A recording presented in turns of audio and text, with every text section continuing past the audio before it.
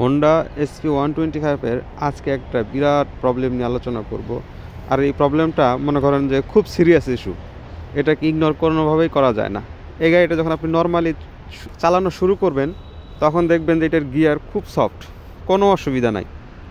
কিন্তু যখনই আপনি মনে করেন যে ধরেন 30-40 কিলো চালাবেন, তারপরে একটু জ্যামে গেলেই আপনার যখন ঘন ঘন ক্লাচ বা ব্রেক ধরতে হবে, তখন দেখবেন যে এর গিয়ার এত হার্ড হয়ে যায় আপনি কল্পনাও করতে পারবেন না। তখন মনে হয় যে হাইড্রোলিক প্রেশার দিয়ে এটা কমানো বাড়ানো করানো উচিত, কারণ পা দিয়ে কোনোভাবেই সম্ভব হয় না তখন। আর তার সাথে বড় কথা হলো, যখন আপনি বেশি চালাবেন তখন দেখবেন যে এইটার যে মানে ক্লাচ প্লেটগুলো আছে জ্যামের মধ্যে লক হয়ে যায়।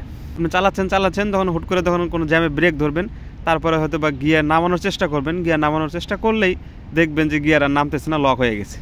তখন আবার পিক আপ ঘোরান দিয়ে তারপরে মনে করেন যে আপনার করা লাগে, ওই আর কি গিয়ারটা শিফট করতে হয়। তাছাড়া পিক আপ ঘোরান না দিলে গিয়ার শিফট হয় না। এইটাই হচ্ছে এই গাড়ির আমি মনে করি বিরাট একটা প্রবলেম। কারণ তখন জ্যামের মধ্যে থাকে, খুব সেন্সিটিভ ইস্যু। ওইখানে যদি এরকম সমস্যা করে তাহলে তো খুবই দুঃখজনক। কারণ 1,65,000 টাকা এই গাড়ির দাম। 1,65,000 টাকা কিন্তু কম টাকা না। তো হোন্ডার কাছে এটা আশা করা যায় না, কারণ এর চাইতেও ভালো কিছু দিতে পারতো এত দামে। আশা করবো যে হোন্ডা কোম্পানি এটা ভালোভাবে দেখবে। Thank you.